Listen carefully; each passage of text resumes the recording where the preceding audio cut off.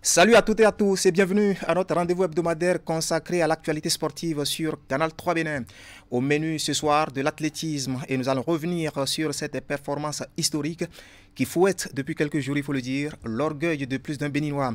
C'est la médaille de bronze remportée au dernier championnat du monde par Noélie Yarigo sur les 800 mètres dames en salle. Et pour en parler, nous aurons en direct depuis la Turquie celle qui est surnommée la Gazette de la Pandjari. En plateau, elle bénéficiera surtout du soutien du président de la Fédération béninoise d'athlétisme, M. Virin Degon, qui nous tiendra compagnie ce soir. Nous parlerons ensuite football avec les journées FIFA de mars 2024.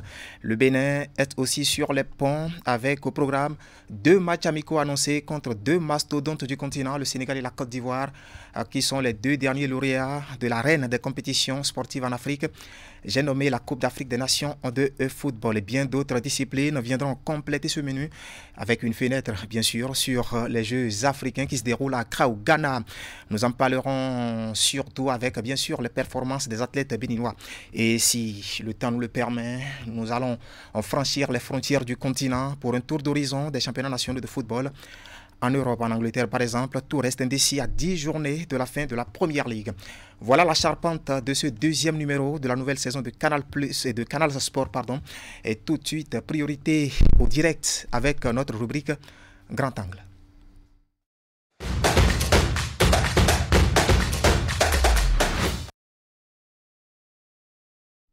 Voilà, c'est une rubrique qui met en lumière cette semaine une championne, son nom, Noélie Yarigo, qui vient bien sûr d'offrir à l'athlétisme béninois toute une, sinon sa toute première médaille en championnat du monde. C'est une médaille de bronze remportée au dernier championnat du monde d'athlétisme en salle à Glasgow. Noélie Yarigo, que nous recevons en direct depuis Bélec en Turquie. Noélie, bonjour. Bonjour Narcisse, bonjour chers téléspectateurs. Voilà, d'abord, montrez-nous cette médaille remportée de haute lutte. Nous voulons bien la voir. Voilà, c'est le sésame au cours de ces derniers championnats du monde. Dites-nous en termes d'émotion, c'est que l'adrénaline était montée. Est-ce qu'elle est redescendue quelques jours après cette performance historique? Quand j'ai franchi la ligne d'arrivée, j'arrivais pas à comprendre, je comprenais pas encore ce que je venais de réaliser. Je pensais que j'étais dans un film, dans un rêve en fait. Il m'a fallu 48 heures pour réaliser que j'avais vraiment été chercher cette médaille et autant combattu par d'autres concurrentes aussi. Tout à fait. Et vous venez ainsi de briser un plafond de verre, celui d'une médaille pour l'athlétisme béninois à un championnat du monde. Est-ce qu'avant le coup d'envoi de cette compétition, vous croyez crever un tel écran? Ben, ça fait déjà 8 ans que je cherchais ce podium. J'ai cherché et j'ai vraiment travaillé dur avec mon coach. Mais chaque année, je me suis toujours arrêtée en demi-finale. Cette année, on a travaillé différemment. Et mon objectif, c'était d'offrir une médaille à mon pays. On a bossé dur avec mon coach. Et à chaque étape, je me disais que c'était une finale pour moi. Et si j'arrivais, dans ma tête, je me disais, si j'arrivais à accéder à cette finale, j'allais m'arracher pour aller chercher cette médaille. Et c'est ce que j'ai fait pour pouvoir ramener cette belle médaille que je porte aujourd'hui. Tout à fait. Et justement, quelle a été la réaction de votre entourage immédiat et bien sûr celle de la famille du sport au Bénin à votre égard? Déjà avant ma course, tous les Béninois s'étaient mobilisés pour pouvoir me soutenir. Ça m'a donné une force supplémentaire. Et quand j'ai ramené la médaille, vraiment, je recevais des messages de partout. Là, aujourd'hui, je suis vraiment très contente et je réalise aujourd'hui l'importance que j'ai aux yeux des Béninois. Et ça me donne encore beaucoup de force à aller travailler plus pour d'autres victoires plus grandes. Voilà, alors que nous, on se dit que certainement, vous entendez partir tranquillement à la retraite après cette médaille, alors que vous parlez encore d'autres défis à relever. cette médaille a été... c'est comme si j'ai sauté un verrou, en fait. Et j'ai envie de tenter d'autres choses. Parce que pour moi, je me sens encore plus performante que quand j'avais 20 ans, quand j'avais 28 ans. Donc, je pense que j'ai encore de l'énergie à donner. Je ne suis pas prête à partir de sitôt. Je vais retourner travailler. Déjà, je suis même en stage ici à Bélec. Et mon objectif, c'est de remettre ce que je viens de faire aux Jeux Olympiques. Voilà. Et cette compétition dont vous parlez, ce sera pour quand? Les Jeux Olympiques. Oui. Je parle des Jeux Olympiques. Vous parlez des Jeux Olympiques en juillet. Oui, qui ont lieu en été prochain, justement. Donc, avant ces Jeux, il n'y a plus de compétition. Avant ça, il y aura des meetings que je vais peut-être... Là, il faut que je discute avec mon staff pour savoir où je commence. Pour l'instant, je n'ai pas encore mon planning de compétition. Voilà. Merci surtout pour votre disponibilité. Mais avant de partir, un mot quand même à l'endroit du public sportif béninois. J'aimerais dire à toute la jeunesse qui me suit que l'âge ne devrait pas être en fait un frein à notre épanouissement. Et qu'il n'y a que le destin, il y a que le destin qui peut juger de notre incapacité à réussir. Donc, pour tous ceux qui me suivent actuellement, quel que soit dans le domaine que vous êtes, donnez-vous toujours à fond et ça prendra le temps que ça prendra, mais ça finira par payer. Ne n'abandonnez jamais.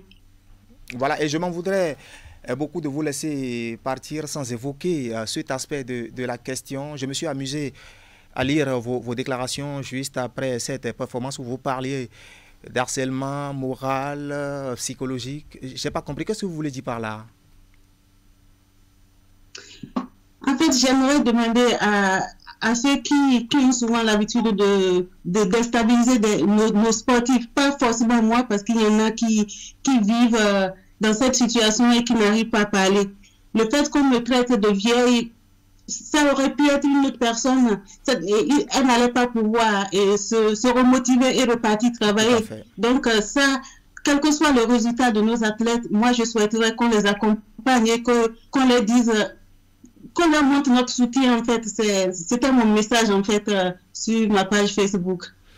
Voilà, le message d'une athlète qui, à 38 ans, a remporté quand même une médaille de bronze à un championnat du monde. Mais félicitations une fois encore, Noélie Arigo, pour cette performance qui met en lumière l'athlétisme béninois, surtout le travail qui se fait derrière. Et parmi les acteurs qui font justement ce travail, nous avons sur ce plateau, Noélie, vous ne le saviez certainement pas, le président de la Fédération béninoise d'athlétisme, que vous avez aussi encouragé dans votre message. Oui, j'aimerais remercier tout le staff de la Fédération parce qu'ils m'ont toujours encouragé, même quand j'étais quand je ne performais pas, quand ça n'allait pas, ils étaient là.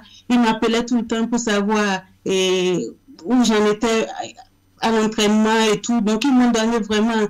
ils ont essayé de me remonter le moral pour que j'aille chercher cette belle médaille. Et aujourd'hui, je les encourage à continuer dans le même sens avec les plus jeunes qui sont actuellement à Cotonou. Je sais qu'il y a vraiment des talents, oui, au pays. Exactement. Ils ont juste besoin d'accompagnement et surtout de soutien moral. Voilà, un environnement favorable à leur épanouissement. Merci, Noélie Arigo. Je rappelle que vous étiez en direct dans cette émission depuis Bélec, en Turquie, où vous poursuivez votre stage en prélude, bien sûr, aux Jeux Olympiques de l'été prochain à Paris. Merci pour votre disponibilité. Merci à vous aussi et bonne soirée. Merci bien.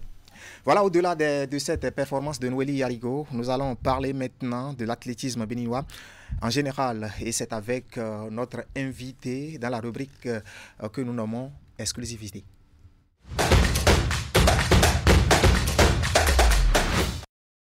Voilà, l'invité, je l'annonçais déjà, c'est M. Viérin Degon. Il est le président de la Fédération béninoise d'athlétisme. Président, bonjour. Bonjour, monsieur. Ou bonsoir, selon là où on se situe sur la planète. Bonjour, bonsoir, monsieur Alossé. Bon travail.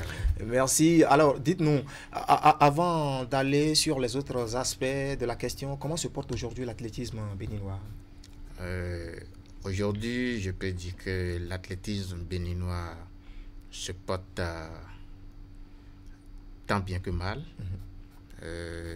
parce que vous venez d'ailleurs de prendre en direct Yarigo Noélie, qui le dimanche passé a quand même surpris plus d'un en finissant 3e au podium du championnat du monde en salle, où elle a obtenu sa médaille, sa toute première médaille de bronze.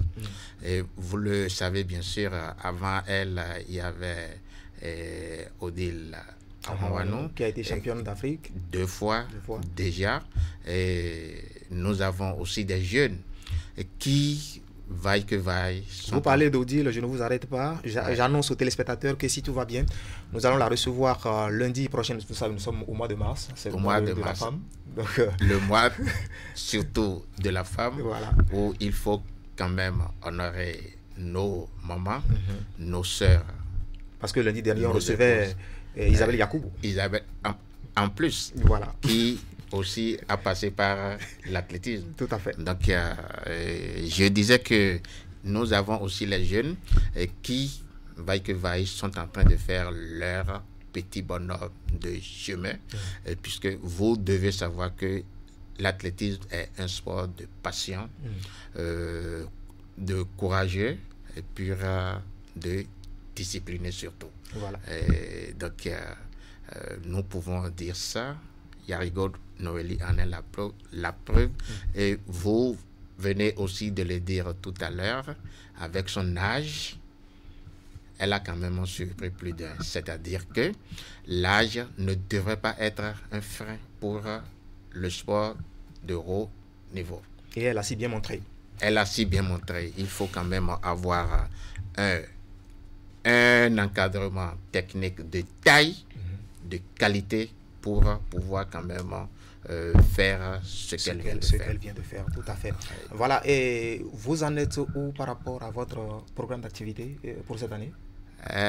Notre programme d'activité, la première activité d'ailleurs de ce document est bien sûr les Jeux africains qui actuellement se déroulent à Accra. Nous allons en parler d'ailleurs tout à l'heure. Nos athlètes sont au regroupement et ils vont quitter Cotonou le 15 prochain pour y prendre part. Et au-delà des Jeux africains? Au-delà de ces Jeux-là, nous avons les championnats ouest africains qui aura bel et bien à Cotonou, ici, en mois de fin mai, début juin. Là, vous avez un double défi. Voilà, celui de l'organisation et de la participation. Et nous sommes déjà à pied d'œuvre pour pouvoir faire un bon travail et ne pas faire piètre figure, surtout en ce qui concerne les résultats. Nous avons aussi les championnats d'Afrique seniors qui auront lieu à Douala, au Cameroun, du 18 au 24 juin prochain. Et notre équipe technique est également à pied d'œuvre pour pouvoir nous sortir une équipe représentative. Et nous avons, en dehors de tout ça, là, Noélie vient de le dire, les JO, qui est le sommet où il faut des minima. Et en termes de ces minima, je peux quand même déjà vous dire que Noélie, elle n'a pas encore réalisé les minima qu'il faut, mais elle est déjà dans le ranking mondial.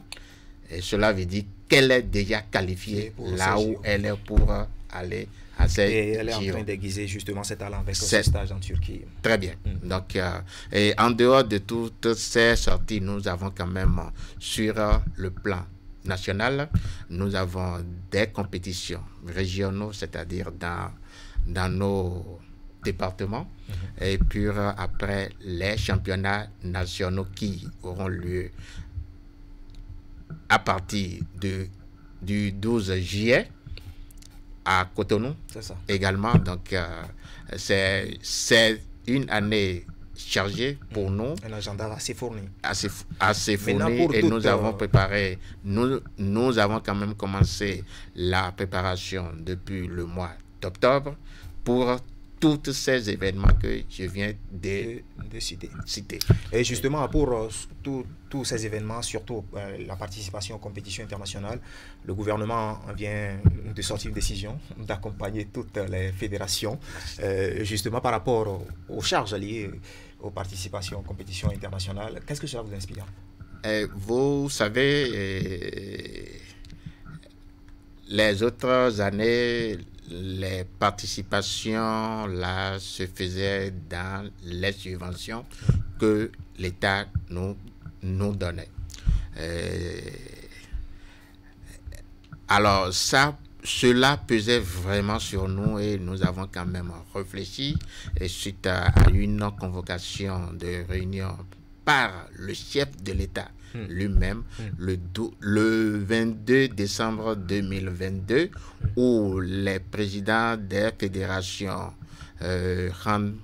handball, athlétisme, volleyball et puis basket et foot, bien sûr. Oui, les sports collectifs aussi. Les sports, oui. Donc, c'est à cette séance, nous avons quand même réfléchi pour dire, mais est-ce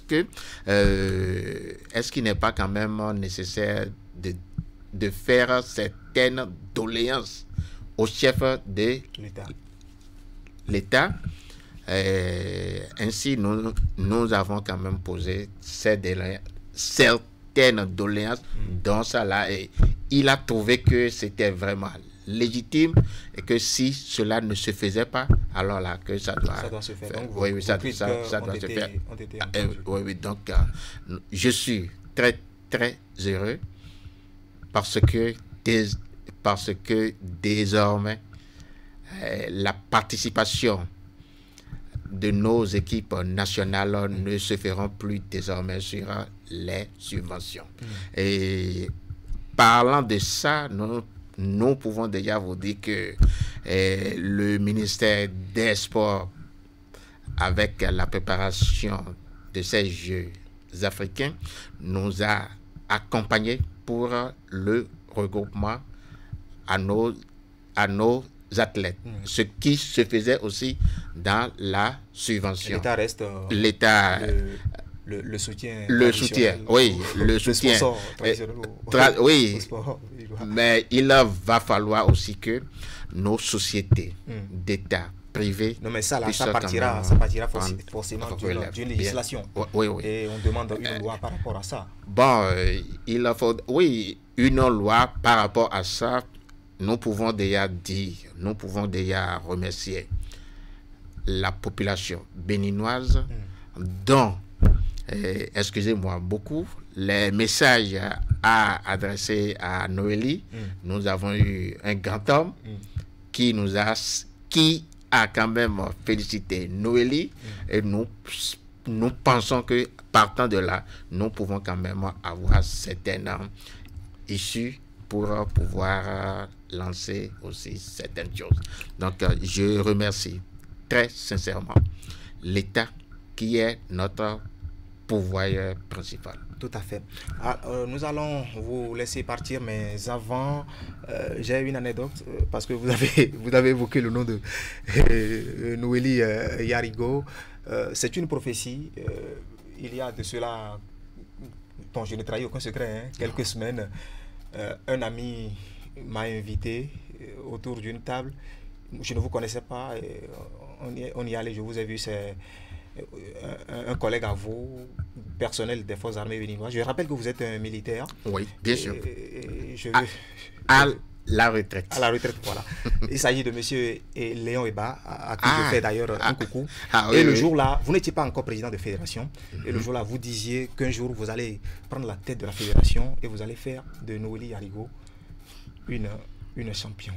Bon, Et aujourd'hui, la prophétie, c'est un réalisé. secret ou bien vous avez favorisé l'environnement Non, au fait, vous savez, il faut quand même préparer les choses. Et puis, et quand vous avez l'ambition de faire quelque chose, mon frère, il faut quand même s'y mettre.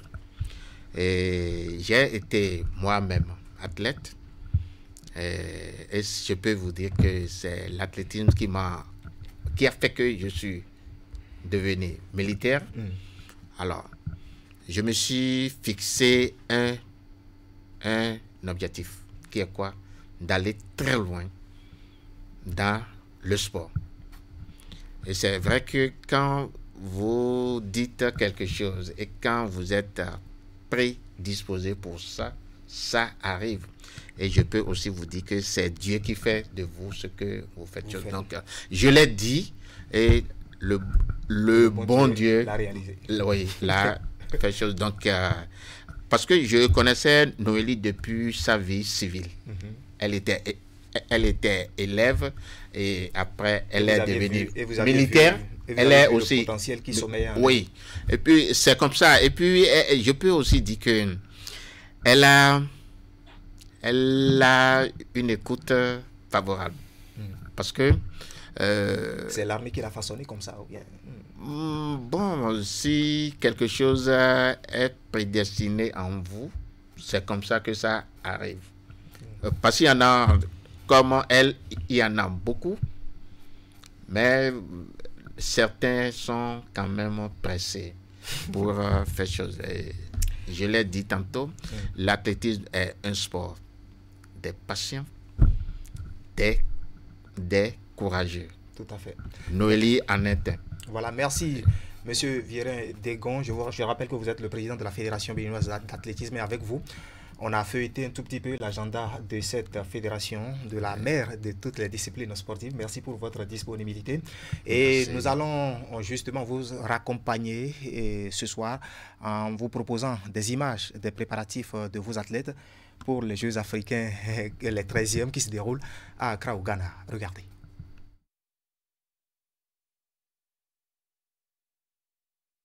Au petit matin de ce vendredi 8 mars 2024, les athlètes béninois qui vont défendre leur couleur nationale au 13e Jeux africains Accra 2023 dans les épreuves du saut, du sprint et l'endurance peaufinent leur préparation.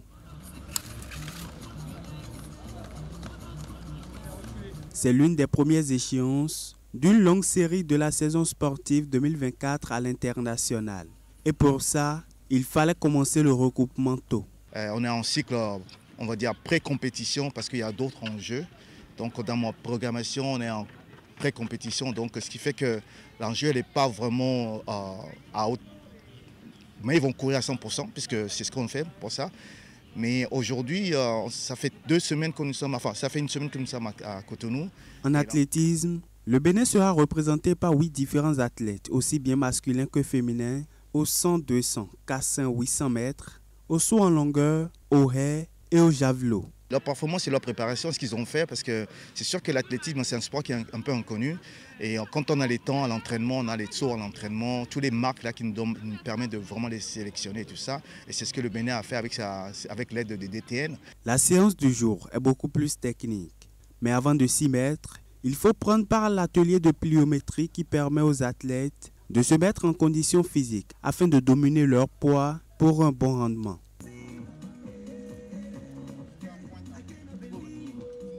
Aujourd'hui, nous avons notre séance, ça va consister plutôt des blocs, temps de réaction et tout ça. Et en même temps, ceux qui font les haies, ils vont faire réglage pour les premiers. Parce que Jérôme va faire le 400 mètres haies.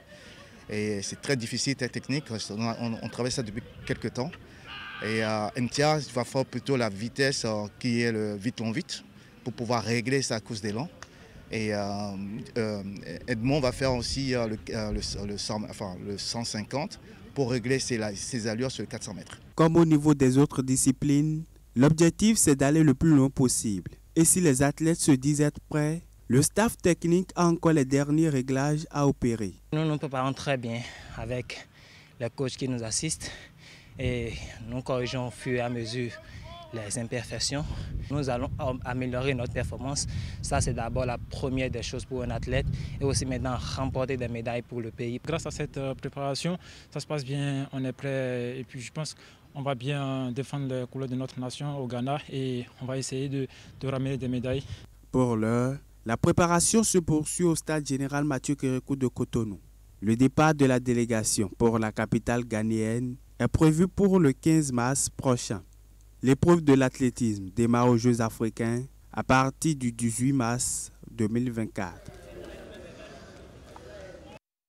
Voilà le travail abattu par ces athlètes qui sera évalué au cours de cette compétition. Place maintenant aux infos pêle-mêle, glanées ça et là. Cette semaine, c'est avec vous, Candide Moueto, ici aussi. Nous allons parler des Jeux africains qui occupent, il faut le dire, une place de choix. Et nous allons prendre les nouvelles des athlètes béninois. Évidemment, Nassis, bonsoir et bonsoir à tous nos téléspectateurs. Sur les images que nous proposons, bien évidemment, les Guépards U20 du Bénin ont fait leur entrée en lice face aux Scorpions gambiens. C'était un match plus ou moins équilibré. Chaque équipe a eu sa mi-temps. Le Bénin semble avoir un bon niveau, mais dans le fond, il y a eu assez de déchets techniques. Il y a eu aussi la construction offensive qui n'était pas assez évidente. Dans la rencontre, les Gambiens ont été plus ou moins bons en transition et sur les coups de pied arrêtés que les Béninois, comme vous pouvez le constater déjà. Nous le constatons déjà sur ces images. Bien entendu, on voit les Guépards qui ont tenté un temps soit peu de pouvoir mettre beaucoup plus en difficulté ces Scorpions gambiens, mais malheureusement derrière ces Scorpions veillaient au grain le portier qui n'était pas assez mal, mais comme je le disais tantôt, que ce soit dans les transitions et bien sur les coups de pied arrêtés, les Gambiens ont été plus ou moins bons que les Béninois. Nassis. Il y a quand même eu une autre situation qui aurait pu laisser voir une autre issue de la rencontre, ou plutôt de ce premier match des Guépards du Bénin, outre le nul, outre le score nul, bien entendu. C'est bien sûr sur les images que nous vous proposons également. C'est bien sûr le but de la Gambie refusé à la 35e minute, bien entendu, du match. L'arbitre signale une position d'enjeu alors que ce n'était pas le cas. Sur ces images, vous allez bien entendu voir ce joueur qui, à première vue, on peut déjà dire, on peut déjà affirmer qu'il est en position avancée, mais vous allez voir dans quelques secondes que ce n'était pas du tout le cas. L'arbitre qui a bien entendu soulevé son drapeau sur ces images, vous voyez bien entendu qu'il y a deux Guépards qui ont bien entendu couvert ce joueur. Mais évidemment, les hommes de Mathias Deguénon peuvent profiter de cette inattention du juge de la partie, mais les cadeaux ne viennent pas tous les jours. De toute façon, ils vont effectuer demain leur deuxième sortie de groupe face au justement, nous allons voir le reste du programme, bien sûr. Évidemment, le reste du programme, demain mardi, les Guépards U20 affrontent leurs homologues du Congo. Et bien sûr, le match est prévu pour 18h au Accra Sport Stadium. Pour la suite de leur programme, les Guépards U20 vont bien entendu en découdre avec leurs homologues du Ghana, pays hôte, le vendredi prochain. Le match va également se jouer sur les mêmes installations. Oui, c'est un gros challenge, non, pour ce panel qui est complété par mon confrère Gaël Hessou. Bonsoir. Bonsoir Nassis et bonsoir amis sportifs de Canal 3 Bénin. Oui, le challenge là est gros, non, pour la sélection U20? C'est un gros challenge, sur le papier. On a vu une équipe du Bénin qui a livré des rencontres amicales ici à Cotonou qui n'étaient pas vraiment concluantes. Ils ont réussi à obtenir un match nul contre la Gambie qui, on l'a vu lors de la dernière Coupe d'Afrique des Nations, évolue avec des joueurs sur le plan local. N'eût été l'erreur de l'arbitre, on a perdu cette rencontre. Face au Congo, il va falloir être très réaliste et profiter des rares occasions que nous aurons tout simplement. Tout à fait. Place maintenant, Candide. Je voulais dire qu'on va faire un retour au pays pour parler des championnats nationaux de football. Évidemment, on va parler de la 6e journée de la Super League Pro qui s'est bien entendu déroulée ce week-end. Pour le compte de cette 6e journée, bien entendu, Nassis, Coton Football Club s'est à nouveau effondré, mais cette fois-ci face à Candy, bien entendu. entendu, face aux éléphants de Takouné sur un score d'1-0. Après donc sa première victoire lors de la précédente journée, les champions en titre du Bénin n'ont pu enchaîner ce week-end. Ils se sont donc inclinés à Kandi. Pour le reste des résultats, comptant pour cette 6e journée de la Super League Pro, bien entendu, AMFC s'est relevé de sa chute en s'imposant par 3-0 à Espoir FC de Savalou. C'était bien entendu à domicile d'Amissa FC, qui a été la proie facile de Coton Football Club lors de la 5e journée. Bien entendu, c'est aussi réveillé de sa chute en s'imposant par 3-1 à l'AS Cotonou. Dynamo d'Abomey s'est neutralisé dans une rencontre avec la jeunesse sportive de Paubert. Requin FC a aussi été contraint au partage de points par le promu de la saison écoulée, bien entendu, Bani Gansé. Aspark, lui aussi, a partagé les points avec les Cavaliers de Niki. Sobemap Sport, devant son public, s'est incliné sur un score d'1-0 face à Dadje. Dragon FC a freiné, bien entendu, l'Autopopo, qui poursuit sa série d'invincibilité après 6 journées. L'Autopopo, score final 0 but partout, bien entendu. De la Super League Pro, on va aborder cette fois-ci la Ligue Pro Suite, où la 2e journée de cette phase du championnat s'est bien entendu déroulée ce week-end. Dans la zone A et B, Dynamo de Parakou s'est incliné 1-0 face au promu Abeille. Bien entendu, Audio, lui aussi, s'est incliné par le même score face au Buffle du Borgou, qui enchaîne de leur côté leur 2e victoire consécutive. Pendant ce temps, Soleil FC s'est neutralisé avec Dynamique FC de Djougou. Beke FC a imposé ses marques 1-0 à l'AS Tonnet. Dans une autre rencontre, bien entendu, Real Sport s'est aussi imposé à Pontet FC. Dans la zone C&D, Adidja Football Club s'est imposé à la jeunesse sportive de Ouida. Entre Avranco Omnisport et Étoile Filante, bien entendu, il n'y a pas eu de but marqué. 0 but partout. Jeff FC n'y arrive toujours pas, ne sort toujours pas la tête de l'eau. Même en Ligue Pro Suite, ça ne marche toujours pas. Le club s'est incliné sur un score d'1-0, bien entendu, à domicile face à Ainovi. Et Asvo a partagé les points, bien entendu, avec les policiers de l'AS Police. Pendant ce temps, Adidja, lui, s'est incliné sur un score d'1-2 face à la jeunesse athlétique de Ketou. On va aborder cette fois-ci la 12e journée du championnat professionnel de volleyball. La balle au filet. La balle au filet, bien entendu, où la police républicaine s'est imposée par 3-7 contre 0 à Real Sport, 25-19, 25-21 et puis 25-12. Pendant ce temps, Asso Nouyon, lui, s'est incliné par 3-7 contre 2 à l'ADA Olympics, 22-25, 10, bien entendu, 25 et 21, 25. Nassis, ça sera tout pour Fil Info de ce jour. Merci Candide Moueto pour toutes ces informations. Et l'actualité, c'est aussi les journées FIFA du mois de mars 2024. Il s'agit des matchs amicaux internationaux et le Bénin du football s'offre 2 gros bras du continent, la Côte d'Ivoire et le Sénégal, qui sont, il faut le rappeler, les 2 derniers vainqueurs de la CAN. La sélection nationale joue la Côte d'Ivoire le 23 mars prochain, le Sénégal le 26 du même mois. Les 2 matchs ont lieu à Amiens en France et à quelques jours de ces matchs, le sélectionneur national a fait sortir une liste de 25 joueurs, un mélange d'anciens et de nouveaux bien sûr, mais il y a eu quelques absences, notamment Sebio Soukou, que le technicien franco-allemand justifie ici au cours d'une sortie médiatique. Ganda Dro. Pour la première fois convoqué Mariano Ahwangbo, Aïe Soliman, un des meilleurs joueurs de son équipe, en Tunisie, première division, jeune joueur également, demi-défensif, costaud, dur sur l'homme, relance bien, s'implique dans le jeu de son équipe, sur le plan offensif et défensif. Alors, Lenny Piringel, ça fait 1 an et demi que j'ai demandé aux joueurs et à son papa, qui est bordelais, que j'ai rencontré. Il n'a pas voulu au début que Lenny, qui a fait toutes les sélections françaises des moins de 15 jusqu'au moins de 19, parce que si vous jouez pour un autre pays, vous savez que c'est fini en équipe A si vous faites 2 matchs. Et là j'ai pu les convaincre, j'ai dit venez voir, on va vous montrer comment on travaille, on l'invite, et il a accepté. Donc on va le voir. déjà à l'entraînement. Lui, il va voir comment ça se passe chez nous, l'état d'esprit, l'entraînement, les préparations de matchs, les matchs eux-mêmes.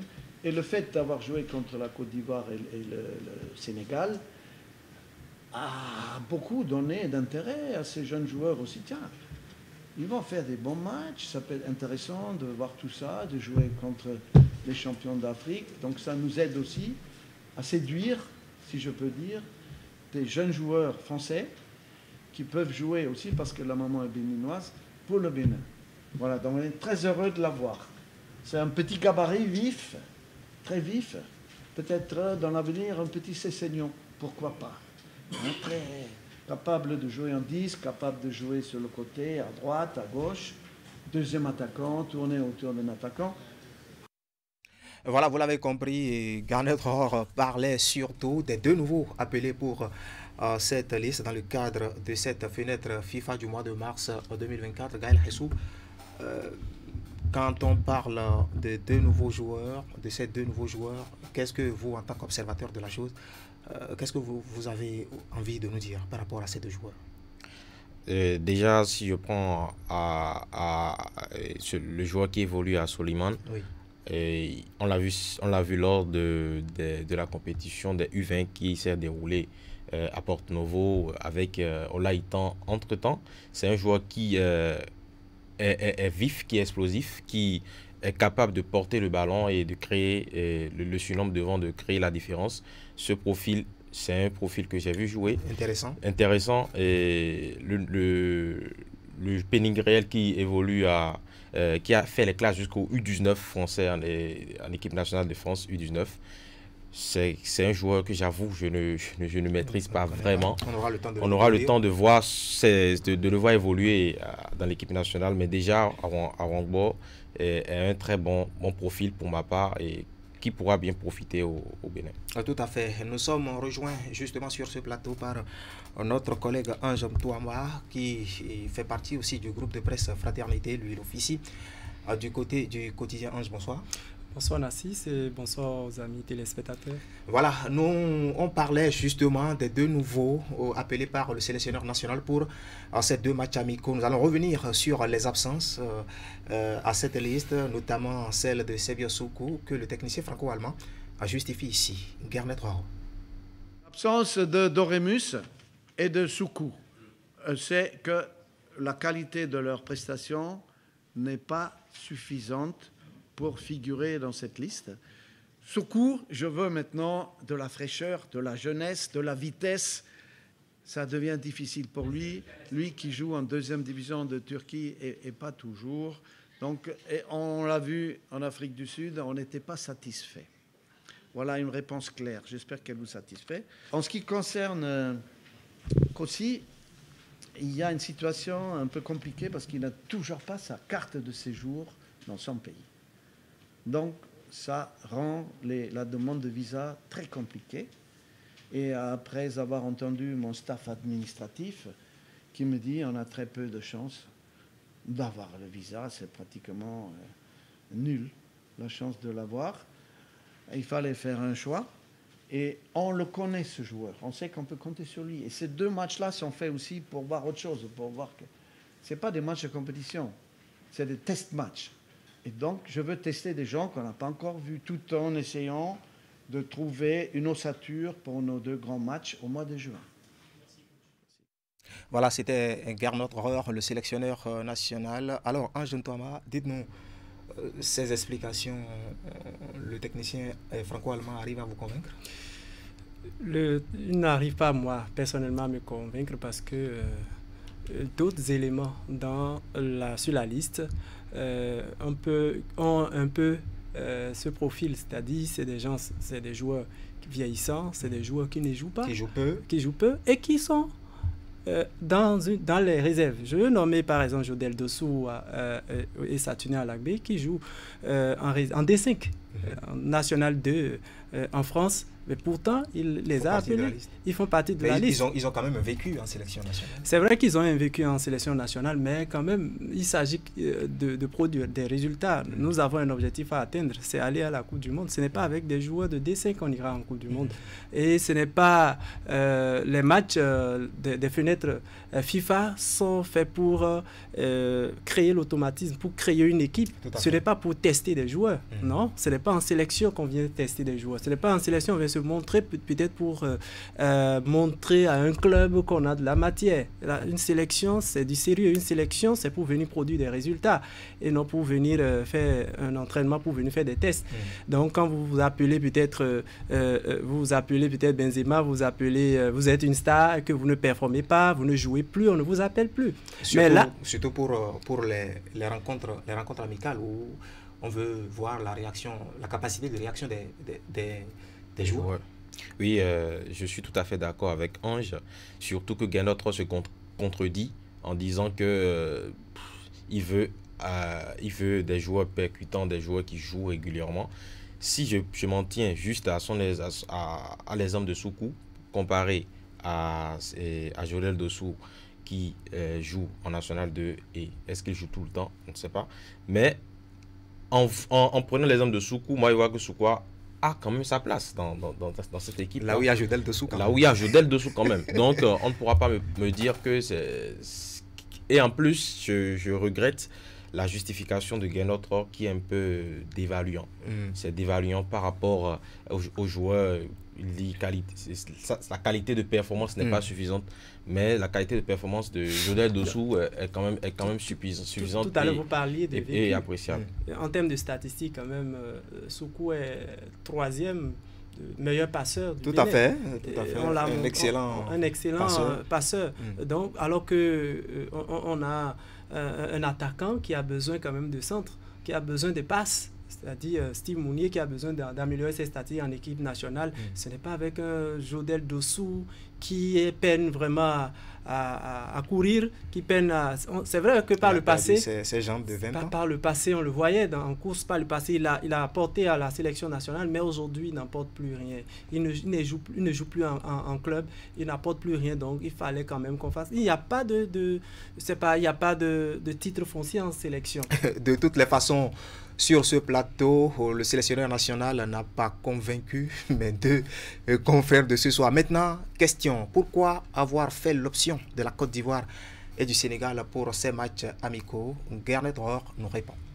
Si on fait un résultat, ça va nous faire rebondir au classement FIFA.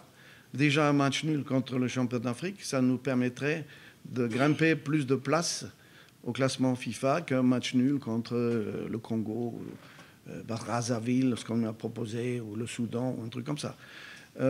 Et puis, on va plus loin. Ce sont des matchs, pour moi, de préparation.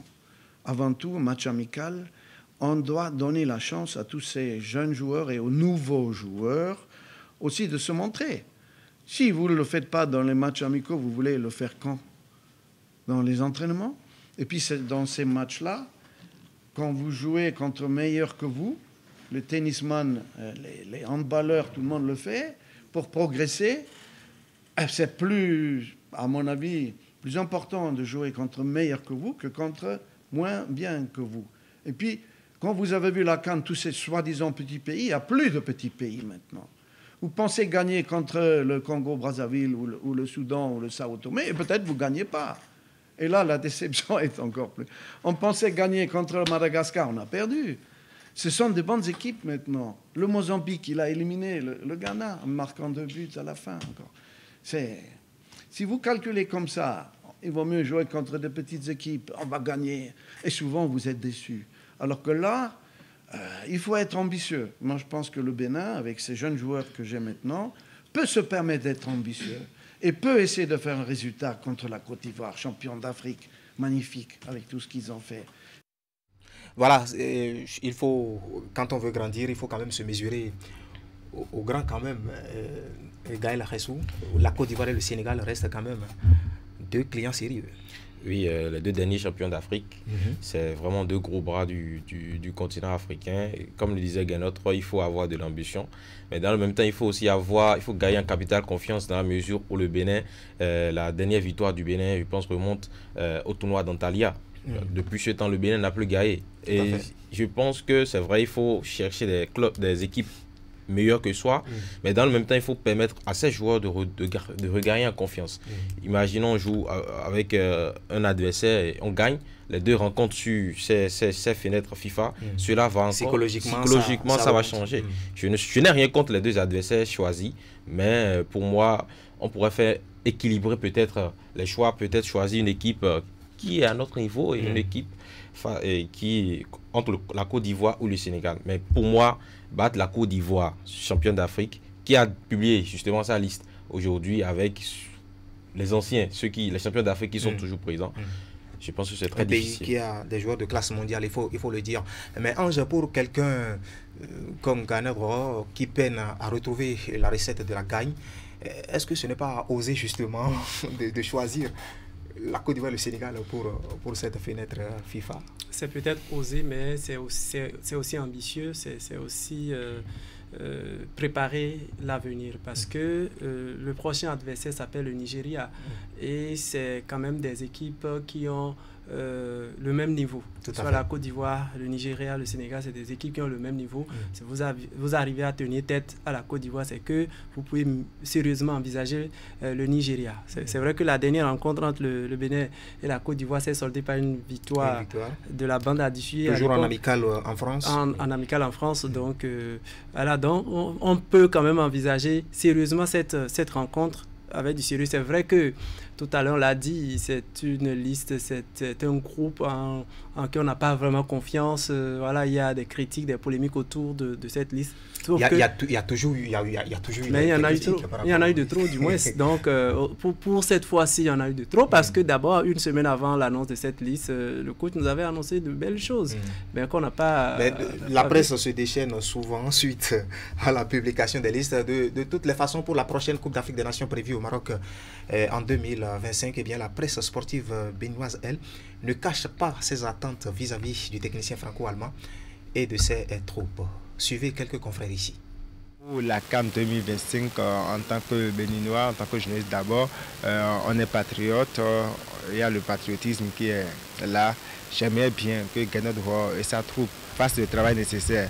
Qu'est-ce qu'ils doivent faire? Il ne faut plus attendre les dernières journées pour espérer obtenir son billet qualificatif. Parce qu'on l'a vu, ça veut dire qu'il y a 2 CAN que le Bénin a raté et le Bénin a toujours... le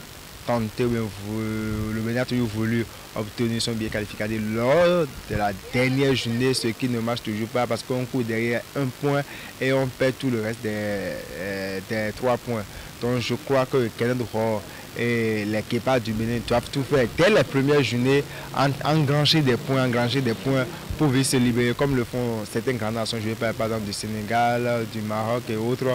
On cherche les premiers points dès les premières journées et puis dès la dernière journée, on est à l'abri de tout calcul. 2025, sûrement les attentes seront assez nombreuses parce que les Béninois n'ont plus droit à l'erreur, les Guépards n'ont plus droit à l'erreur. L'objectif, plus que jamais, je crois que c'est la Coupe d'Afrique des Nations. Et vous le savez, peut-être quand les gens ont vu la CAN, on se dit, est-ce que les Guépards ont leur niveau? Non, je crois que le débat n'est pas à ce niveau parce que les réalités d'une Coupe d'Afrique des Nations sont différentes des réalités d'une campagne ou bien des éliminatoires. Les petites nations que nous avons vues à la Coupe d'Afrique des Nations qui ont émerveillé, c'est parce qu'il y a eu un travail qui a été fait. Le nouveau sélectionneur Gernot Roy est en train de mettre en place une équipe quand même rajeunie avec assez de jeunes.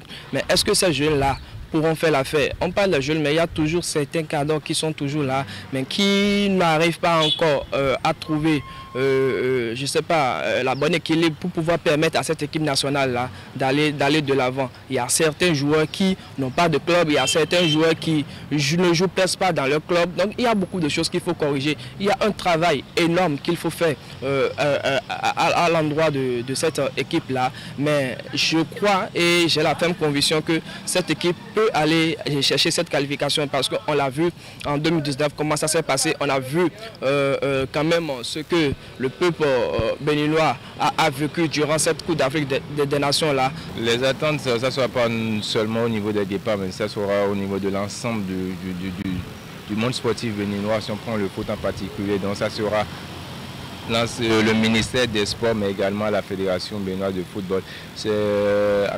Voilà, c'était bien sûr les attentes de quelques journalistes sportifs par rapport à la prochaine campagne continentale, j'ai nommé la Coupe d'Afrique des Nations dans son édition en 2025. Est-ce que ces attentes-là, selon vous, sont légitimes? Oui, ces attentes sont légitimes.